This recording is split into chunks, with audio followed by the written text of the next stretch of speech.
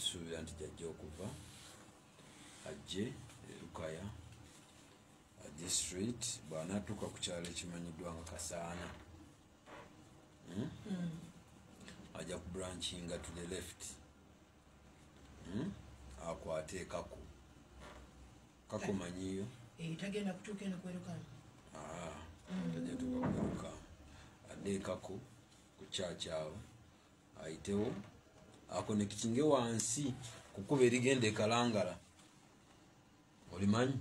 sirimanyi afande kale ndikuyigiriza naye ngene wano ndabasiira bawonyo bantu bayinza kutataagana kati kuli wabyakwerinda va ku rediyo mwami bala oveeyo yeyigete mu byokwerinda tukole genda kwogerako n'omukulu bayiza osobola okukola obulungi mu security bw'atuuka ku eryo erigenda ekalangala will turn right ajje atuuke ku junction y'ekitovu oba olabawo wano waliwo ekkuba erikka wansi ku Nseenene wano waliwo erijja wano mu Nakayiba kati ayambuke ku church ntegerekeka nga yambuka ku church ate natuuka ku church waliwo awo ewazikibwa father gwe bayita Ngobya omumanyi oba omuwulira kuba tewaliiwo ndowooza bwe yakolera ebyamagero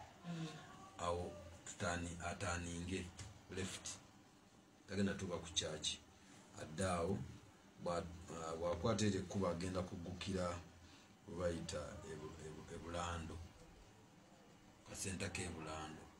eyo yonna mumuwa security tafuna obuzibu eyo yonna yonna tumudisayiningidde route map nga yakumukolera okulaba nga era nkimanyi nabo benyini bibakolera bagenda bogerako n'abantu basiimu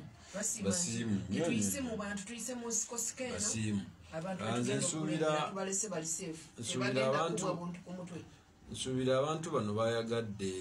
kulaba nga omuntu waabwe alaba Masaka City nga bweyimiridde kuba ndaba Masaka City ereka gyeyita so bwanaava ebulando afande kino kikakirize bulungi bo nga bo abakulembeze ab'ekibiina kya NUP bayagadde engeri okwetegereza okulaba kubanga ne batayita ku maini rutusi zino za discussingiddwako era nga aba NUP bazze ne maapu yaabwe naffe nga tuyina eyaffe so eyaffe ntugiyingiza mu yaabwe ntegerekeka ntuba nga tutambulira wamu so kino kyakkanyiziddwako bw'anaava ebulando agenda kutambula bwe njogera nti agenda ne banne bana abatambula nabo ajja kutambula adde mu Kidda omanyiyo mpolireyo funa obudde olambule ku luutu eno kuba saagala abantu bawulire kyotamanyi adde mu Kidda bw'atuuka mu Kidda agenda kusala tagenda kudda eno waggulu ebwala waliwo anti kati aba ayingira kibuga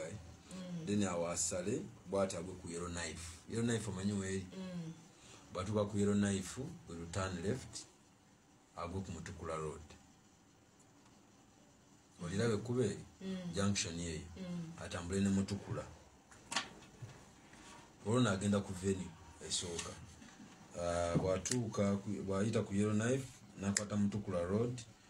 ajja kutuuka mu kitundu ekimanyiddwa nga Kagezi kali ku kkubo kyalo ekyo kiri ku sente awo kali ku kkubo awo then you turn right agende ku venue esooka emanyiddwa nga Kyajjubira bw'atuuka ekyajjubira akolera ale twalambudde ekifo kinene bulungi kigazi ate kiri enclosed abantu beetaaya bw'amala okwogera nabo bw'atyo tagenda kudda gye tuyise agenda kutambula ayongera bweyongezi mu maaso ajje agwe wano ku Starbex ewa wano wansi ku lw'embalala wagenda okugwa bayita ekyabakuza ajje ku roundabout y'ekijja bwemi adda wali ku Mbala road agende ku vene ey'okubiri eyokusaza amala okukuba kusaza then lumaliriza ajja kwolekera Kampala kati afande singa abawagizi b'oludda oluvuganya gavumenti singa bwe mumala okukkaanya nga bwe mwakwanyiza n'ogamba nti bo basanyufu naye gye bagenda okuyita kuba bagenda kulambula ku Masaka ne mubagamba ne boogera n'abawagizi baabwe nti temunyiiga kuba obusungu bo gye balina eno bungi kati waliwo n'agambe abo babivaako ebyokuuma emirembe kati batabangula mirembe atoyanza mukulu okutusiima bwoti waliwo wano omulala akwebaziza akagambye assalamu alaikum haji wange nannyini ddoboozi